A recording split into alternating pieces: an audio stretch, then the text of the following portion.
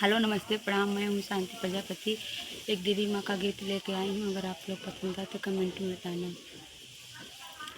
हे मैया कहवा लगायू बड़ी देर, नगरिया मोर सुनी पड़ी। हे मैया कहवा लगायू बड़ी देर, नगरिया मोर सुनी पड़ी।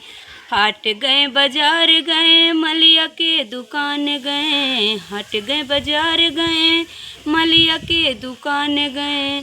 हे मैया गजला खरीदत होई गई देर, नगरिया मोर सुनी पड़ी। हे मैया गजला खरीदत होई गई देर, नगरिया मोर सुनी पड़ी। हे मैया कहवा लगायू बड़ी देर, नगरिया मोर सुनी पड़ी। हे मैया कहवा लगायू बड़ी देर, नगरिया मोर सुनी पड़ी। हट गए बाजार गए बजजा के दुकान गए, हट गए बाजार गए बजजा के दुकान गए। हे मैया चुनरी खरीदत होई गई देर, नगरिया मोर सुनी पड़ी। हे मैया चुनरी खरीदत होई गई देर, नगरिया मोर सुनी पड़ी।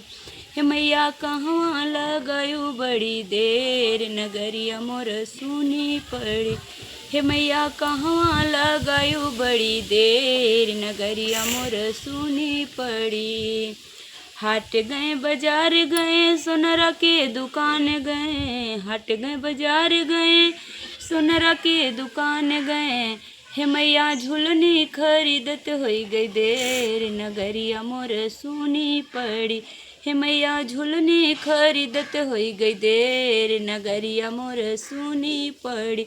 हे मैया कहवा लगायू बड़ी देर, नगरिया मोर सुनी पड़ी।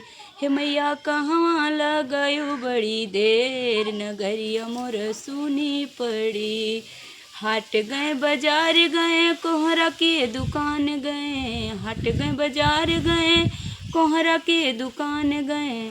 हे मैया कलसा खरीदत होई गई देर, नगरिया मोर सुनी पड़ी।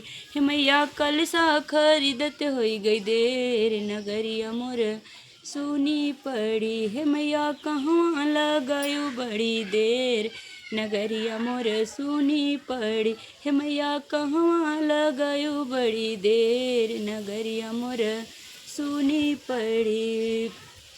हट गए बाजार गए, हट गए बाजार गए हट गए बाजार गए पटहरवा के दुकान गए, हट गए बाजार गए पटहरवा के दुकान गए। हे मैया सिंदूरा खरीदत होई गई देर, नगरिया मोर सुनी पड़ी। हे मैया सिंदूरा खरीदत होई गई देर, नगरिया मोर सुनी पड़ी। हे मैया कहवा लगायू बड़ी देर, नगरिया मोर सुनी पड़ी। हे मैया कहवा लगायू बड़ी देर, नगरिया मोर सुनी पड़ी।